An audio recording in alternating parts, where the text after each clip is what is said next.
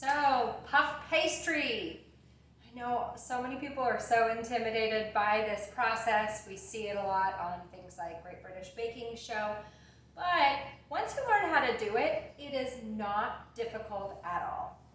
What it is time consuming. But what do we all have on our hands right now? Lots of time. So, great time to make puff pastry. So I'm starting with my initial dough. It's called a détrempe. So that is the dough that we're going to fold the butter into to make our many layers. So we do want to use a strong flour, like a bread flour or something along those lines, because it has a higher gluten content. Everyone thinks gluten is a big bad thing, but unless you're allergic to gluten, it is a very good thing for things like pizzas, pastas, other pastries, but it's really good for puff pastry because you need that elastic structure for the butter to melt and create steam and make our layers rise. So we need something to hold all those layers together. So we're using the old-fashioned bench method or well method of making our dough. I've just mounted my flour out onto my work surface, and I'm going to make a nice kind of tall well in the center of my flour. So I want my walls to be about 2 inches tall because there's kind of a lot of liquid that goes into the center. I'm also going to get my salt into the center of my well. All right, and then I'm going to put my wet ingredients in the center. So I have some melted butter, and then I just have 8 ounces, which is exactly a cup of water. The water, just room temperature water is perfect here. We do not need it to be cold or hot.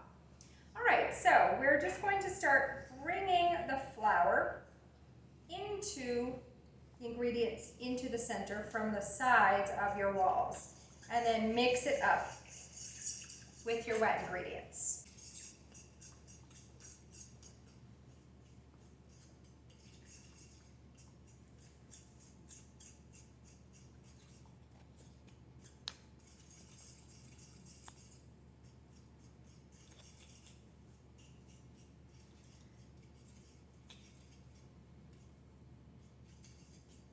Once you can see that your wet ingredients in the center aren't going to flow out if you break one of your walls, we're going to get our hands in there. So make sure you get all the material off of your fork, and then I'm going to reach underneath with my hands, pull toward myself, and then go out like this, like jazz hands.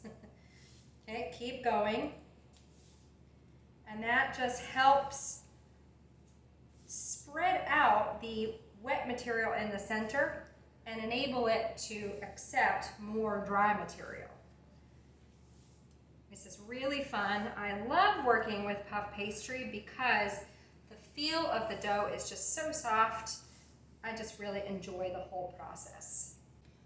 Once you have picked up most of your dry ingredients that are on your counter, then we will start the kneading process. Again, make sure that you get all the little scraps that are on your counter.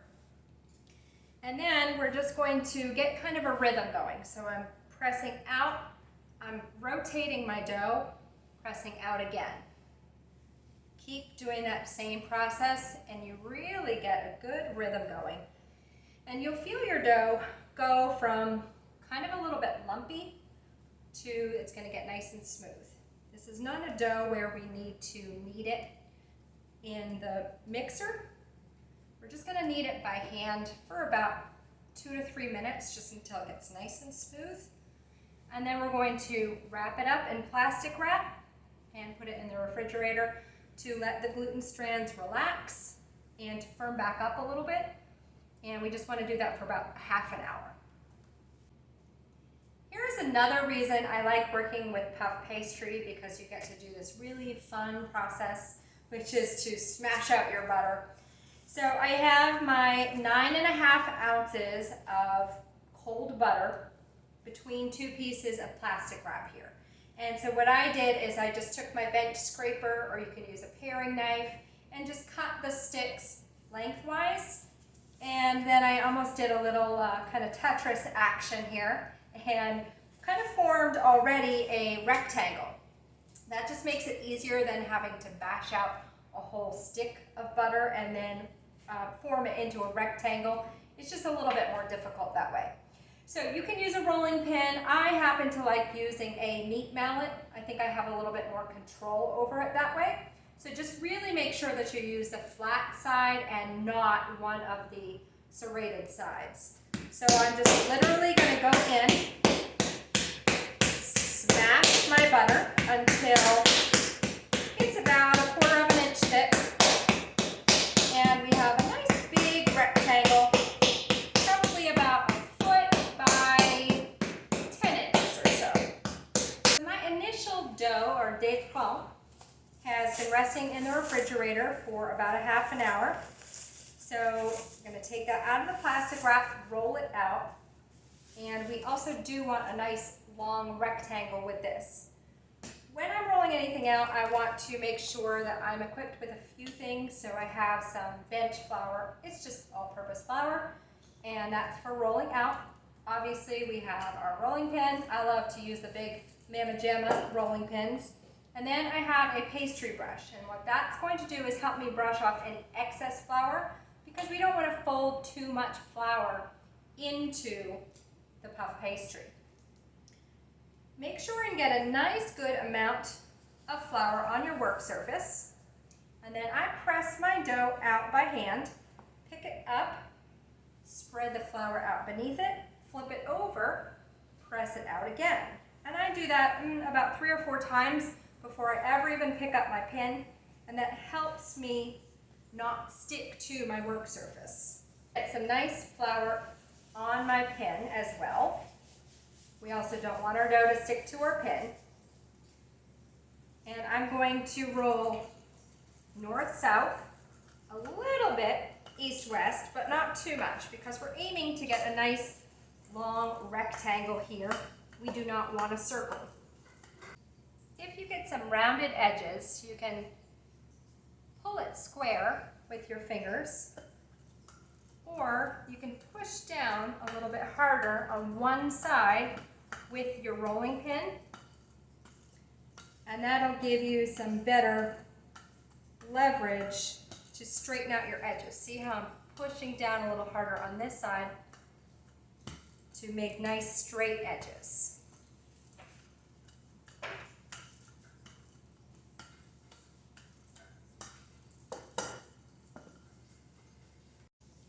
The straighter your edges are when you begin the folding in process, the easier time you'll have as you're folding in the butter and also doing your remaining folds.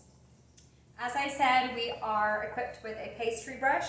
I want to make sure and brush off any excess flour before I start folding in my butter. I'm just using my other hand here as a barrier. That way I don't wind up with flour all over my floor. Before you unwrap your butter, you want to size it. So we want to make sure that the butter is about 2/3 the length of the dough. I can see that it's not quite getting out to where I want it on my sides, so I'm just going to pound it out a little bit more. And what you can do is pound it and almost push as you are pounding. And that is going to help you stretch your butter out a little bit better, so it'll really fit the size of your dough. So I think my butter is about the correct shape now. I'm going to pull off the top layer of my plastic wrap, and then use the plastic wrap to place it down on your dough.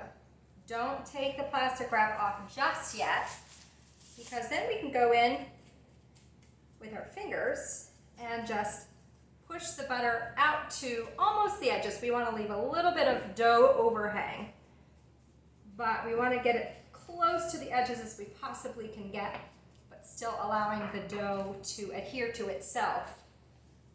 So that's how you can use that plastic wrap to your advantage here.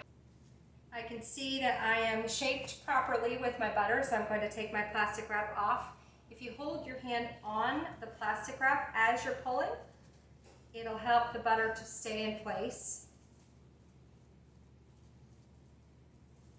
Doesn't always work. Sometimes you have to do a little butter patchwork. But it definitely helps you in that respect. Now for the initial casing of my dough, I'm going to pull my naked third of my dough over my butter. I see some excess flour right here, so I'm going to make sure and brush that off. And now I'm going to fold the bottom third up onto the now naked dough. Just make sure that we're nice and closed in at the sides here. Give myself a good brush. Once you are cased in, we're now going to do our initial book fold. So I'm going to pull my dough up. I'm going to rotate it so it is now long, perpendicular to my body. And then I'm going to get some more bench flour down on my work surface. I always kind of hold my dough like a baby, get a hand underneath the entire thing. Okay, and then I'm going to get a little bit of flour on my surface, and again, a little bit of flour on my pen. So north-south, a little bit east-west, and again, make sure that you're really squaring up those edges so we have a much easier time when we make our folds.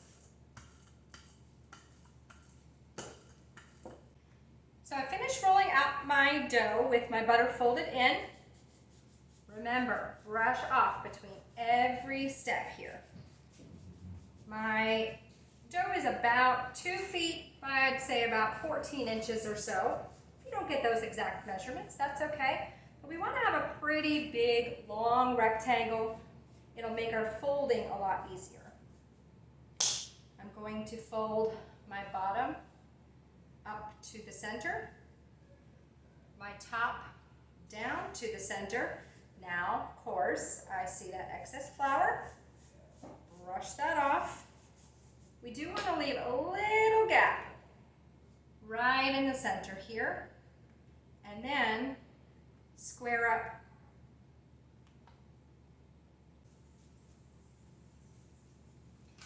Now that all of my excess flour is brushed off and my sides are nice and squared up, I'm now going to fold my top down to my bottom.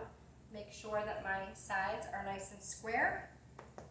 You do not have to brush off at this point, because next time we roll out, we are going to roll out from here, so you can just leave that excess flour on. I'm going to wrap this up, set 30 minutes on my timer before I roll out again.